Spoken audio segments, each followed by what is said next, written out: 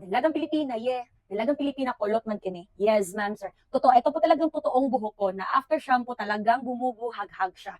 Honestly speaking, it's one of my insecurities. And for somehow, kinakailangan kong i-rebond yung buhok ko at least once in a year. Talagang maintenance-wise and investment and everything. If you only knew, in a rebond, I spend maybe 5,000 or nasa to 5,000.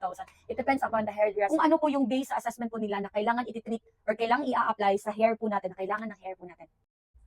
And as a seafarer, isa sa mga pinagpo-problemahan ko is that yung expiration ng ating crowning glory. Kasi as soon as it grows, di ba?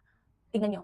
Yung mga bagong tubo po yung problema ko talaga. Nasa 3 to 4 months onward ka na, makikita mo na yung difference ng rebonded at yung length ng bagong growth ng buhok po natin. And then in my very first contract, I had a very, very huge baon of gels just to prevent or just to stick it up na hindi ganon. Yung mag-sustain yung buhok mo na pina-Imelda Marcos talaga ang datingan pagdating sa trabaho. Yun. At na-realize ko, every time na gumagamit po ako ng mga gel at ibang wax po for my hair, after mag-shower po ako is nagkakaroon po ito or nagdudulot po ito ng frizzy hair.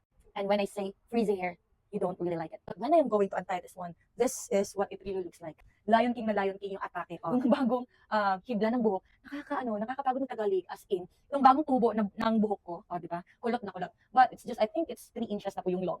Working abroad, I researched a lot of things, especially the wax and gel. And suddenly, I was thinking, what if oil? May oil kaya? And I've got a solution of my problem. I've got here at T3, nasa a product of Hollywood Beauty. It's a T3 po. It's a premium oil, hair, skin, and scalp treatment. Pag sinabi natin hair, skin, and scalp treatment, parang in my mind, it's overall. Before using this one, I have a lot of balakubaks, like what we call it, basta kaspa in Bisaya. When you read the benefits or what's within, it moisturizes dry, itchy scalp. It helps also promote healthy scalp with a vitamin E and aloe vera, fungus fighter. Talaga naman, na-cure din niya. And as you can see, my scalp are really clean na talaga. Wala na siyang bakas ng dandruff. Wala po siyang sulfates, parabens mineral po ang meron nito. With a 236 ml po. Napakasulit. So to prove you the effect for me, applying this product, wow. This one, look. Ang ganda na. Ang bango niya, B. Oo. Alam, break ko na siya. But, see? Eto, akala nyo lang marami na yung na-drop ko, but konting yun. I bought this one abroad and I had finished in 8 months on working abroad. I had finished 2 bottles of this.